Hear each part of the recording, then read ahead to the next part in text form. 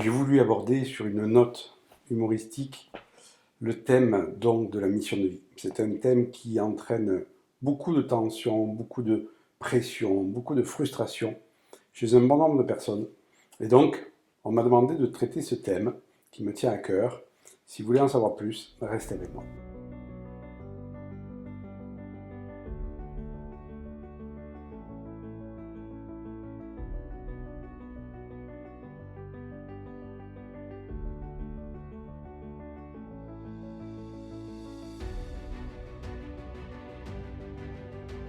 C'est effectivement un thème dont on parle beaucoup, la mission de vie. Beaucoup de personnes recherchent leur mission de vie. Et j'ai rencontré beaucoup de personnes en consultation, en formation, en stage, qui sont dans un sentiment de frustration, de ne pas pouvoir être heureux, tant qu'elles n'ont pas trouvé leur mission de vie. C'est comme ça qu'on peut traîner pendant des années et des années dans cette frustration, en se posant la question, tous les jours et même plusieurs fois par jour, quelle est ma mission de vie? Quelle est ma mission de vie? Quelle est ma mission de vie? C'est la demande prioritaire dans les consultations de bioénergie quantique. Les personnes nous demandent aidez-moi à trouver ma mission de vie. Alors, un thérapeute ne peut pas trouver la mission de vie de quelqu'un d'autre. Il peut l'aiguiller, bien entendu, pour se poser les bonnes questions, pour trouver les ressources en soi, de façon à donner un sens à sa vie, à trouver sa mission de vie, à construire sa mission de vie. Hein. Ça ne se trouve pas non plus comme ça, puisque je crois que plus on est en attente des choses, eh bien, plus on les attend, puisqu'on vibre et on émane l'attente, le manque, la frustration, eh bien, l'univers nous renvoie des expériences où on va ressentir du manque, de l'attente, de la frustration. Donc c'est vraiment essentiel de poser un autre regard sur ce qu'on appelle effectivement la mission de vie, dans laquelle j'ai constaté qu'il y a beaucoup de fantasmes, il y a beaucoup de personnes qui veulent aider les autres et qui n'arrivent déjà pas effectivement à s'aider elles-mêmes, qui veulent sauver l'humanité, qui veulent que l'humanité soit plus belle, qui veulent vraiment œuvrer. Alors, ça part d'un très bon sentiment, bien entendu. Mais il faut faire derrière attention au syndrome du sauveur. Parce qu'effectivement, il y a beaucoup, comme je dis, de fantasmes et beaucoup de personnes veulent aider les autres, sauver les autres, faire de l'humanitaire, etc., etc. Non pas que ça ne soit pas une bonne chose en soi, bien entendu, mais je pense que la première mission que l'on a de vie, c'est déjà d'honorer la vie. C'est déjà d'aimer la vie. C'est déjà d'être plein de gratitude pour la vie. Et je crois que ça, c'est la mission globale de chaque individu. Et tant qu'on n'a pas effectivement rempli cette notion et ce contrat qu'on a avec la vie, qui est de l'honorer, qui est de la chérir, qui est de contempler l'œuvre de la vie, qui est de contempler la nature, qui est vraiment de sentir cette vie qui vibre en nous, comme ça, à travers la respiration, à travers eh bien, le fait tout simplement de poser la conscience sur ce que la vie fait en nous et permet de nous faire faire dans notre vie de tous les jours, eh bien, je crois que c'est difficile d'aller effectivement aider les autres. C'est déjà pour moi la première chose. Et ça, tout le monde peut le remplir, il n'y a pas besoin de se poser 36 000 questions. C'est déjà la première chose, honore la vie.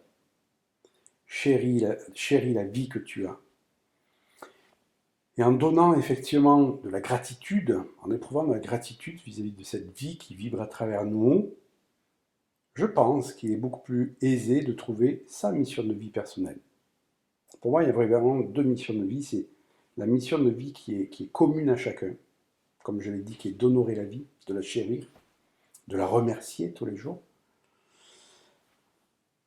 Et il y a une mission de vie personnelle. Une mission de vie personnelle, c'est pas un objectif. Un objectif, vous pouvez être dissuadé d'aller effectivement, je dirais, remplir cet objectif. Alors que la mission de vie, personne ne peut vous arrêter. Personne, personne, personne ne peut vous arrêter. C'est quelque chose qui vous fait tellement vibrer, c'est quelque chose qui remplit tellement votre cœur, c'est quelque chose qui vous unit tellement à plus grand que vous êtes inarrêtable. Personne ne peut vous dissuader. Et c'est vraiment la différence que je fais entre l'objectif et entre la mission de vie. Donc comme je l'ai dit, première mission globale à chacun, commune à chacun, c'est vraiment d'honorer la vie. La mission personnelle. Donc je vais donner bien entendu quelques pistes pour ceux et celles qui n'arrivent pas, je dirais, à trouver cette mission ou à donner le vrai sens à leur vie, puisque pour moi, c'est plus ça. Alors, déjà, comment on peut la trouver? Eh bien, c'est vrai qu'il faut, soit on a baigné dedans petit, on sait depuis tout petit comment on veut remplir sa vie. Il y a des personnes qui sont comme ça. Moi, je n'étais pas là-dedans. Je l'ai trouvé que très tard, ma mission de vie, je vais vous en parler. Et puis, il y a d'autres personnes qui sont éclairées comme ça par une rencontre, par un film, par un livre, par une formation, par une vidéo, par un exemple de quelqu'un qui connaissent ou qui ne connaissent pas personnellement. Et à un moment donné, ça va faire à l'intérieur, waouh, c'est ça que je veux faire. C'est ça. Ça nous remplit tellement que c'est pas possible que ça soit autrement que ça. C'est pas possible que ça soit autre chose. On le sent intérieurement, cette vibration qui vient vraiment nous remplir. Donc il n'y a pas qu'une seule manière de trouver sa mission de vie. Comme je l'ai dit, moi je l'ai trouvé sur le tard, hein, vraiment sur le tard, puisque ma vraie mission de vie, c'était vraiment d'enseigner aux autres les systèmes énergétiques internes, les systèmes de guérison, comment booster ses perceptions extrasensorielles, comment se connecter à son potentiel, comment changer de fréquence pour changer sa réalité.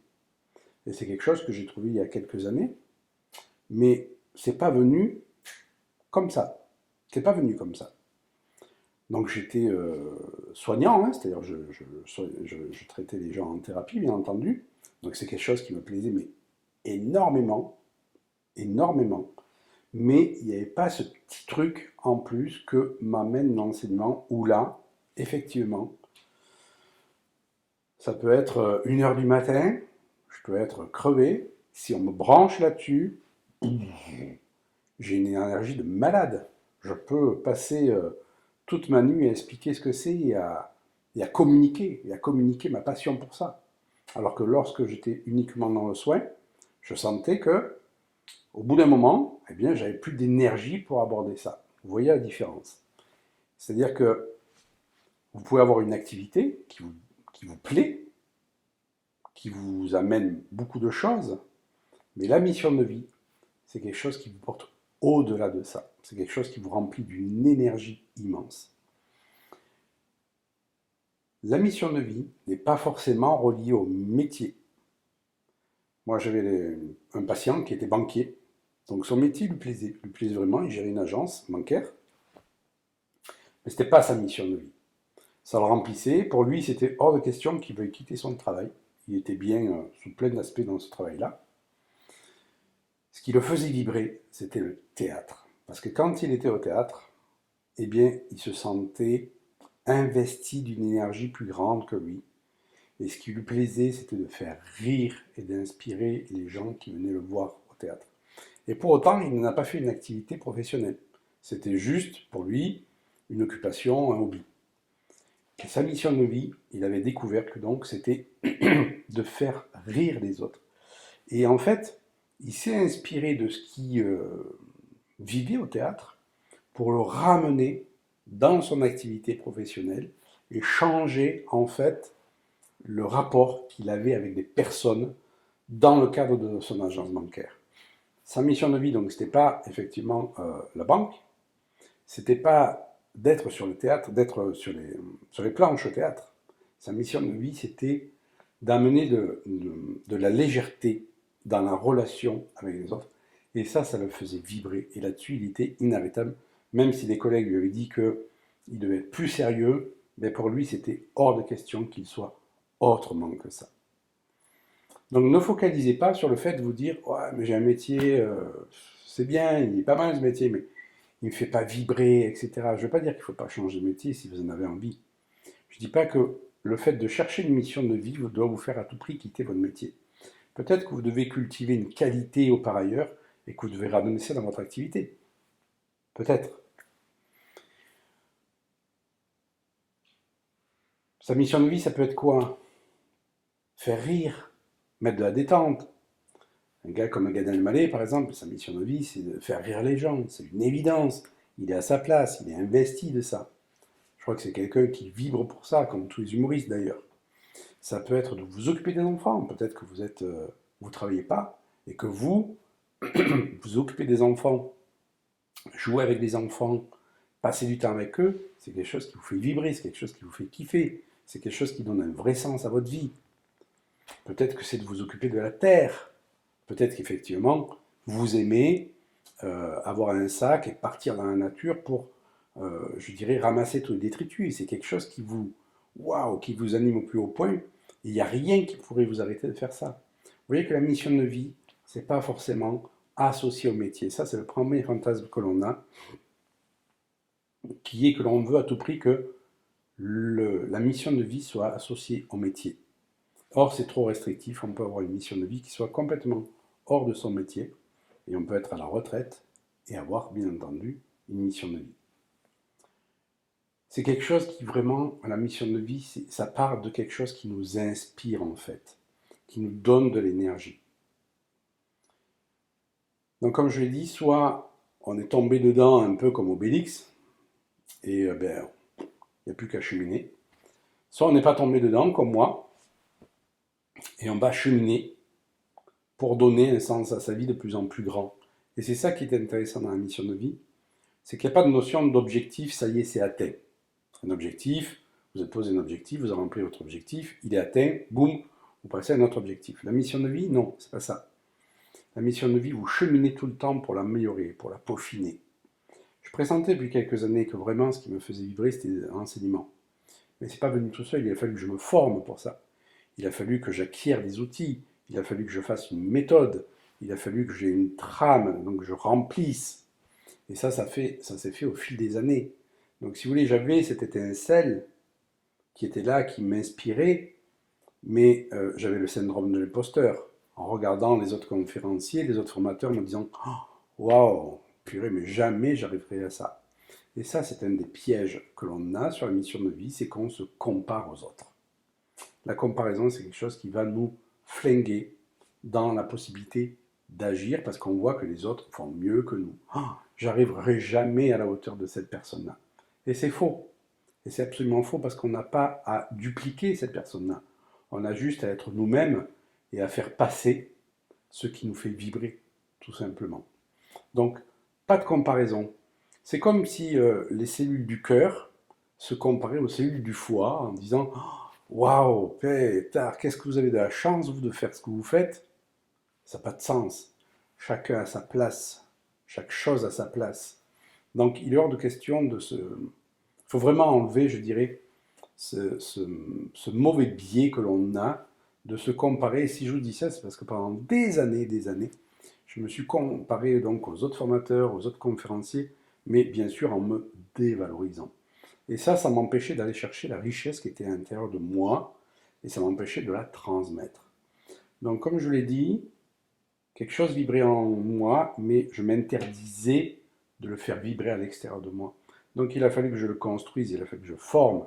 Pendant des années, j'ai acquis des outils, des formations, des milliers d'heures de formation, bien entendu, pour pouvoir mettre ma méthode au point et enfin enseigner. Et là, j'ai senti que vraiment, j'exerçais ma mission de vie. Mais ce n'est pas quelque chose qui s'arrête, c'est quelque chose qui se peaufine tous les jours, c'est quelque chose qui s'améliore au fil du temps. Donc, c'est la grosse différence avec un objectif. Et comme je l'ai dit, bien, si vous avez la chance de vivre votre mission de vie avec votre métier, c'est génial. Bien que la chance, ça se provoque aussi, d'accord? C'est pas quelque chose qui va vous tomber du ciel. Parce que souvent, on attend que les choses nous tombent toutes cuites dans le bec. C'est-à-dire, j'attends ma mission de vie. J'attends de trouver ci, j'attends de trouver ça. Et on passe pas à l'action. Et c'est pas ça qui nous est demandé. Ce qui nous est demandé, c'est d'agir, c'est d'avancer, c'est de se former, c'est d'apprendre, c'est de changer. Et le mouvement fait que vous avez beaucoup plus de possibilités de rentrer en connexion avec votre mission de vie. Si vous restez dans votre canapé en regardant votre frustration, en tournant autour de votre malheur de ne pas trouver votre mission de vie, il ne risque pas de se passer grand-chose.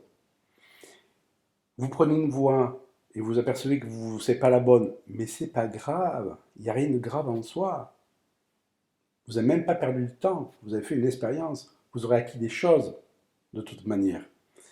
Vous rebroussez chemin, vous prenez une autre voie, comme une fois je l'ai fait ça. De me dire, ah ben c'est peut-être là. Et puis je cheminais, ah non, c'est pas là. Ok, on va changer. Et je changeais. Jusqu'à un moment donné où ça a payé. Donc c'est vraiment capital de se mettre en action pour aller aussi construire sa mission de vie et pas attendre qu'elle nous tombe toute cuite comme ça dans les mains. Les épreuves aussi, les épreuves, les difficultés que l'on a eues dans notre vie, eh bien, je dirais, peuvent aussi nous aider à trouver notre mission de vie.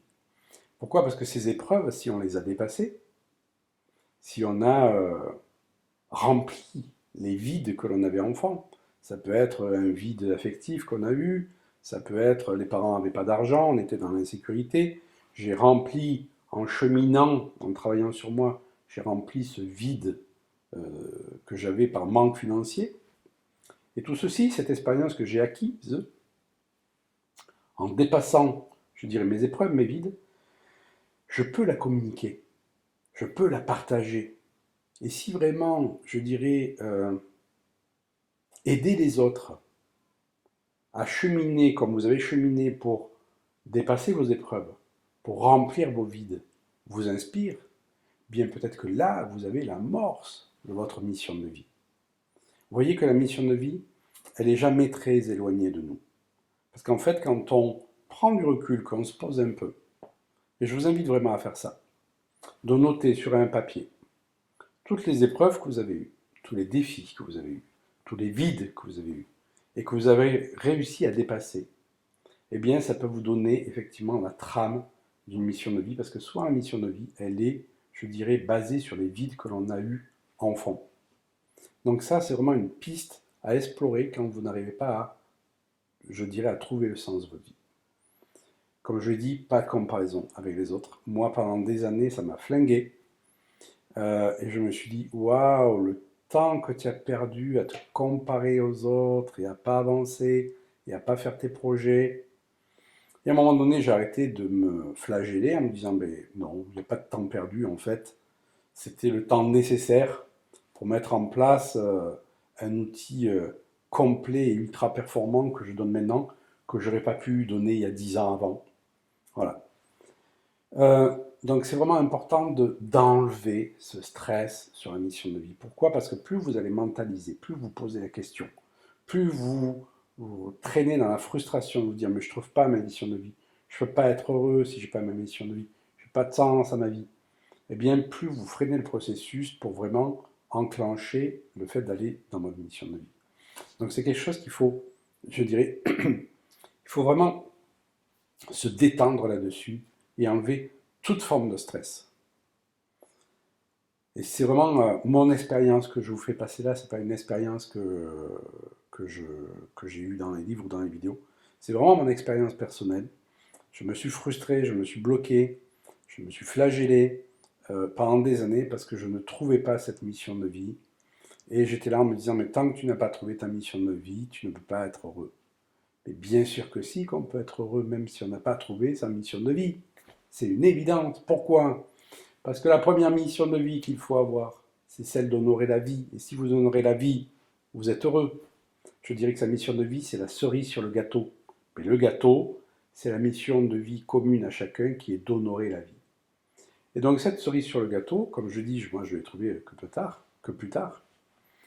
Et c'est vrai qu'elle vient donner, je dirais, une dimension plus grande à mesure où on se sent encore plus connecté à quelque chose de grand.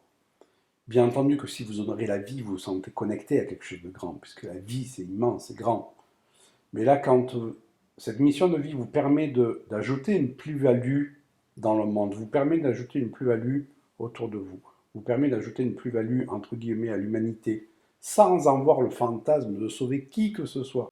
Et ça, c'est quelque chose dont je suis persuadé, le chemin il commence déjà par soi.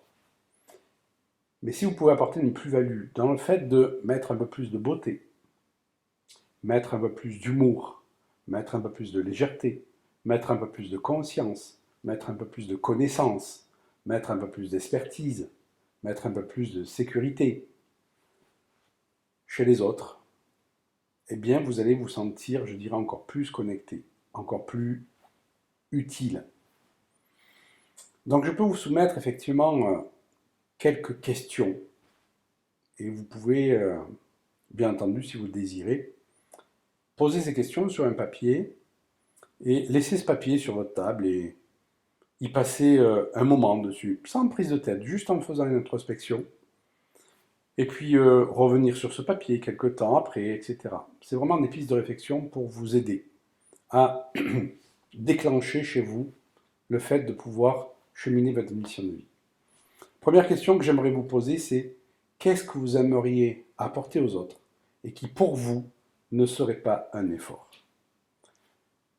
Moi, enseigner aux autres comment guérir, enseigner aux autres la santé, comment enseigner aux autres comment changer leur fréquence, comment enseigner aux autres, comment changer les informations en eux pour créer une meilleure réalité.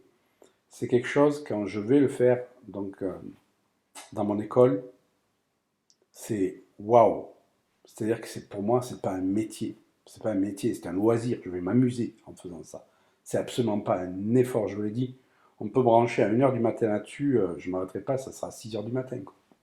Voilà, donc qu'est-ce que vous aimeriez apporter aux autres qui soit sans effort? Parce que si c'est un effort, c'est pas OK. C'est quelque chose qui va vous amener une énergie folle. Si pour vous, je veux dire, apporter aux autres le fait d'avoir plus de joie dans la vie, vous aimez les faire rire, et pour vous, c'est pas un effort, c'est naturel. J'ai comme ça, moi, mon beau-fils qui est comme ça, c'est-à-dire c'est un pitre. C'est pas son métier, c'est absolument pas son métier, il est électricien. Mais quand il est avec les autres, waouh, tout le monde est détendu parce qu'il rebondit toujours d'une blague à une autre, etc. Et lui, ça le fait kiffer. Et lui, ça lui donne de l'énergie. Mais sa mission de vie, c'est pas l'électricité. Elle est là, sa mission de vie. C'est ça qui l'inspire. Ce qui l'inspire, c'est vraiment de pouvoir amener de la légèreté aux autres. Et peut-être que vous adorez faire de superbes bouquets et vous amener de la beauté dans le monde et que ça vous fait plaisir d'offrir des bouquets. Mais peut-être que votre mission de vie, c'est de mettre de la beauté dans la vie des autres. La deuxième question, je dirais, c'est qu'est-ce qui vous inspire? Qu'est-ce qui vous inspire dans votre vie? Qu'est-ce qui vous remplit dans votre vie? Si je reviens encore à moi pour vous éclairer, moi, ce qui me remplit dans ma vie, c'est effectivement le fonctionnement du corps humain, c'est le fonctionnement de la psyché, c'est le fonctionnement de la conscience, et c'est apprendre toujours plus de choses. Ça, c'est quelque chose, je sais qu'au dernier souffle de ma vie, je le ferai parce que c'est quelque chose qui m'est indispensable. Voilà, donc cherchez qu'est-ce qui vous inspire, qu'est-ce qui vous remplit dans votre vie. Troisième question, c'est quel message vous aimeriez apporter aux autres à travers votre vie? Nous avons tous une vie, bien entendu, avec ses hauts, ses bas. Eh bien, la façon dont vous traversez votre vie peut constituer un message pour les autres. Quel message vous aimeriez faire passer à travers votre vie qui pourrait inspirer les autres? La quatrième question, c'est quels sont vos talents? Quels sont vos talents? Moi, je sais qu'un de mes talents, c'est de simplifier les concepts. Des concepts très compliqués, je vais les simplifier de façon à pouvoir les faire passer au plus grand nombre. Je sais que ça, c'est un de mes talents. C'est ce que je fais, moi, dans mes formations. Je simplifie les concepts pour les rendre vraiment préhensibles et compréhensibles, de façon à ce que chacun puisse les utiliser. Donc, faites la liste de vos talents, parce que votre mission de vie va être dans un de vos talents. Comme j'ai dit, mon beau-fils, moi, pour lui, son talent, c'est, je me dis chaque fois que je suis avec lui, waouh, mais comment il fait pour aller chercher des trucs comme ça, quoi? Mais pour lui, c'est inné, c'est un talent qu'il a, c'est d'avoir de la dérision sur plein de choses. Et là, je me dis, waouh, génial. Donc, cherchez quel est votre talent, ou quels sont vos talents, par exemple. Et la dernière question que j'aimerais vous poser, c'est qu'est-ce que ça vous ferait d'aider les autres à remplir les vides que vous avez, vous? qu'est-ce que ça vous ferait d'aider les autres à dépasser les épreuves que vous avez, vous, dépassées. Et il y a comme ça mais des milliers d'exemples de personnes qui ont trouvé leur mission de vie en dépassant des abus qu'ils ont eu enfant, en dépassant des gros drames dans leur vie, et d'aider les autres à dépasser ceci. Pas forcément en devenant thérapeute, peut-être juste en parlant, à travers des vidéos, à travers des conférences, en inspirant les autres que ça peut être dépassé puisque eux l'ont fait. Donc c'est vraiment important pour cette quête, mais qui n'en est pas une, vous l'avez compris, parce que plus vous allez vous mettre à chercher loin de vous, moins vous trouverez votre mission de vie. Votre mission de vie, elle part de vous, et uniquement de vous et pas de quelqu'un d'autre, pas de la comparaison de quelqu'un d'autre. Vous pouvez être inspiré par quelqu'un. Moi, il y a plein de personnes qui m'ont inspiré. Mais c'est pas la personne, c'est pas le fait de ressembler à cette personne qui va vous donner votre mission de vie. Au contraire, ça va vous éloigner de vous. Donc, ce qui est vraiment important, c'est de vous poser et d'aller effectivement, je dirais, rechercher en vous ce qui vous donne de l'énergie. Quels sont vos talents? Qu'est-ce qui vous inspire? Etc. Voilà, j'espère que vous en saurez un peu plus sur la mission de vie, que vous serez moins, je dirais, dans la frustration de ne pas la trouver. Comme je l'ai dit, à partir du moment où on se pose la question, c'est pas de se répéter la question qui va faire trouver les choses, c'est de se poser, de faire le point avec les questions que je vous ai données, et puis d'ouvrir les yeux sur effectivement des livres, sur des films, sur des formations, sur des vidéos, sur des exemples, des rencontres. Faites le point un peu tout ça, de tout ce qui vous a inspiré jusqu'à présent. Quels sont les films qui vous ont inspiré? Quelles sont les rencontres qui vous ont inspiré? Quels sont les livres qui vous ont inspiré? Cherchez effectivement les messages qui peuvent être là-dedans. Voilà. Donc c'était un plaisir pour moi de faire cette vidéo. N'hésitez pas à commenter si vous avez des questions. Bien entendu, j'ai oublié des choses, hein, c'est évident. N'hésitez pas non plus à vous abonner, à partager. Et puis je vous dis à très très bientôt pour une prochaine vidéo. Bye bye.